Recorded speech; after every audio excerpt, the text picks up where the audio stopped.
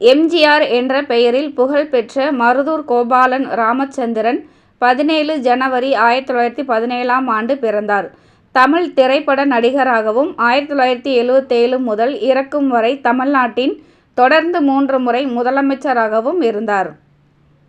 எம்.ஜி. சக்கரபாணிக்கு தம்பியான இவர் தொடக்க காலத்தில் நாடகங்களில் நடித்தார். காந்தியடிகளின் கருத்துக்களால் ஈர்க்கப்பெற்று இந்திய தேசிய காங்கிரசில் இணைந்தார்.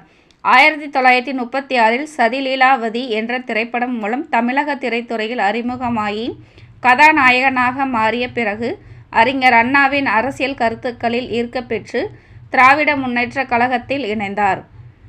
அண்ணாவின் மறைவுக்கு பிறகு இவரின் நண்பர் கருணாநிதியால் தி.மு.க.விலிருந்து நீக்கப்பட்டார். அதன்பின் அண்ணா திராவிட முன்னேற்றக் கழகம் என்ற அரசியல் கட்சியை தொடங்கி அதன் பொதுச் செயலாளராக ஆகி சட்டமன்ற தேர்தலில் நின்று தொடர்ந்து 3 முறை தமிழகத்தில் வெற்றி பெற்று முதலமைச்சரானார்.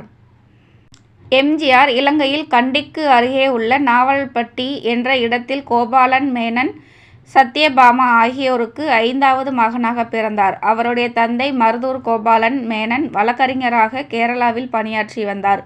அதன் பிறகு அந்தமான் தீவில் உள்ள சிறையில் குற்றவியல் நீதிமன்ற நீதிபதியாக பணிபுரிந்து வந்தார். அப்போது ஆங்கிலேயர்களின் அடக்குமுறை ஆட்சி என்பதால் தினமும் சுமார் 20 சிறை கைதிகளுக்கு தூக்கு தண்டனை அளிக்கும் குற்றவியல் நீதிபதியாக இருந்தார். பின்பு மனைவி சத்யபாமா இந்த உயிரை எடுக்கும் வேலை நமக்கு வேண்டாம் என்று கூற அந்த நீதிபதி வேலையை ராஜினாமா செய்துவிட்டார். அந்த ராஜினாமாவை ஏற்றுக்கொள்ளாத ஆங்கிலேயர்கள் பயங்கர சூழ்ச்சிக்கு கோபாலன் மேனனை ஆளாக்கினார்கள். அதற்கு காரணமாக ஆங்கிலேயர்களுக்கு சொந்தமான ஆயுத கப்பலுக்கு டைனமைட் வெடி வைத்ததாக கூறி பொய்யான புகாரில் சிறிது காலம் கோபாலன் மேனனை சிறை அடைத்தார்கள். அதன் பிறகு அவர் குடும்பத்துடன் இலங்கையில் உள்ள கண்டிக்கு அருகே நாவல்பட்டியில் குடியேறினார்கள். பின்பு அவரது நண்பர் வேலுப்பிள்ளை அவர்கள் காவல்துறையில் பணியாற்றி வந்தார். அவரின் உதவியுடன் அங்குள்ள ஒரு சிங்கள பள்ளியில் தலைமை ஆசிரியராக பணிபுரிந்து வந்தார். எம்.ஜி.ஆருக்கு ராமச்சந்திரன் என்று பெயர் ஏற்பட காரணம் அவரது தந்தை கோபாலன் மேனன் தந்தை பெயர் சந்திரசேகரன் மேனன். அதில் சந்திரன் என்றும் தாயார் சத்யபாமாவின் தந்தை பெயர் சீதாராமன் நாயர் என்பதில் ராமா என்பதை சேர்த்து ராமச்சந்திரன் என்று பெற்றோர்கள் அந்த பெயரை வைத்தனர். குடும்ப சூழ்நிலைகளின் காரணமாக படிப்பை தொடர முடியாததால் இவர் நாடகங்களில் நடிக்கத் தொடங்கினார். இவருடன் சக்கரபாணி என்ற சகோதரரும் நாடகத்தில் நடித்தார். நாடகத் துறையில் நன்கு அனுபவமான நிலைமையில் திரைப்படத் துறைக்கு சென்றார். திரைப்படத் துறையில் தனது அயரா உழைப்புக்கு காரணமாக முன்னேறி முதன்மை நடிகரானார். இவரது நடிப்பு பெரும் எண்ணிக்கையிலான மக்களை கவர்ந்தது.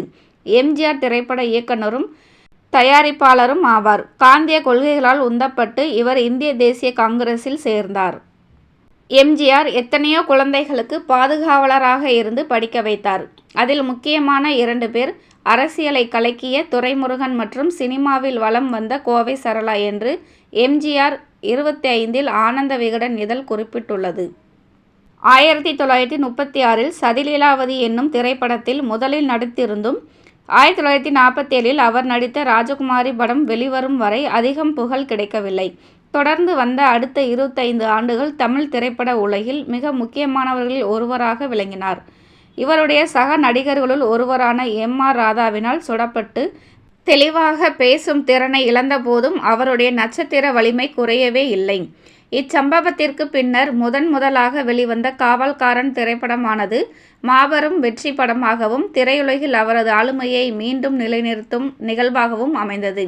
1971ஆம் ஆண்டின் அகில இந்திய சிறந்த நடிகராக எம்.ஜி.ஆரை மத்திய அரசு தேர்வு செய்து பாரத் விருதை வழங்கியது.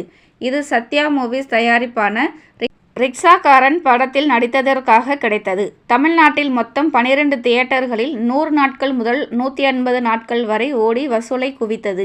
அவர் நடித்து கடைசியாக வெளிவந்த திரைப்படம் மதுரையை மீட்ட சுந்தரபாண்டியன் ஆகும்.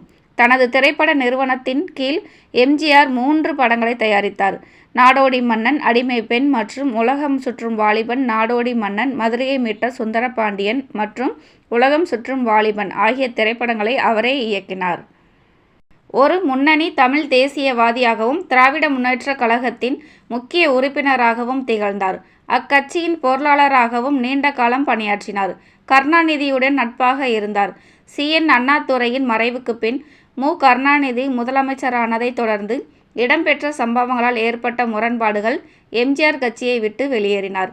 1972 அண்ணா திராவிட முன்னேற்றக் கழகம் என்ற பெயரில் புதிய கட்சியொன்றை அவரின் தொண்டர் அனகாபுத்தூர் ராமலிங்கம் ஆரம்பித்தார்.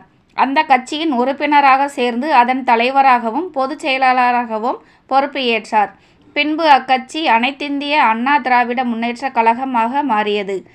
முதலாக போட்டியிட்டு திண்டுக்கல் பகுதியில் பெரும் வெற்றி பெற்றார். திரைப்படங்களின் மூலம் அவர் அடைந்த புகழும் அவருடைய வசீகரமான தோற்றமும் சமூக தொண்டனாகவும் ஏழைகள் தோழனாகவும் கொடையாளியாகவும் வீரனாகவும் நடித்ததன் மூலம் பெற்றுக்கொண்ட நற்பெயரும் அவர் மிக விரைவில் மக்கள் ஆதரவை பெற உதவின. 1977 நடைபெற்ற தேர்தலில் பெரும் வெற்றி பெற்று தமிழ்நாட்டின் முதலமைச்சரானார். 1984 கடுமையான நோய்வாய்ப்பட்டும் தமிழக அரசியல் வரலாற்றில் தேர்தல் பிரச்சாரத்திற்கே வராமல் முதலமைச்சரான ஒரே முதல்வரானார் எம்ஜிஆர். 1984 இவரது ஆட்சி காலத்தில் மதுவிலக்கு அறிமுகப்படுத்தப்பட்டது. 1987 வரை 10 ஆண்டுகள் தொடர்ச்சியாக முதலமைச்சர் பதவியை வகித்து பதவியில் இருக்கும் போதே காலமானார். இவரது மறைவிற்கு பின் அவருக்கு பாரத ரத்னா விருது வழங்கப்பட்டது. இவரது கட்சி 1988 பிரிந்து 1989 இணைந்தது. 1991 முதல் 1996 வரையிலும் 2001 முதல் 2006 வரையிலும் 2011 முதல் 2016 வரை அனைத்திந்திய அண்ணா திராவிட முன்னேற்றக் கழகம் இவரது அரசியல் வாரிசு ஜெயலலிதா தலைமையில் ஆட்சி அமைந்திருக்கிறது. இவர் கடவுள் நம்பிக்கையற்ற நாத்திக கொள்கைகளை கடைபிடிக்கும் திராவிட கட்சியில் இருந்த போதிலும் தமிழ்நாட்டில் பலர் இவரை கடவுள் போலவே போற்றினார்கள். இவர் இறந்து 30 ஆண்டுகளுக்கு மேலாகியும் இன்றும் இவருக்காகவே அனைத்திந்திய அண்ணா திராவிட முன்னேற்றக் கழகத்துக்கு வாக்களிப்பவர்கள் தமிழ்நாட்டில் உள்ளனர். இது அவருக்கு மக்கள் மத்தியில் இருந்த பெரும் செல்வாக்கை காட்டுகிறது.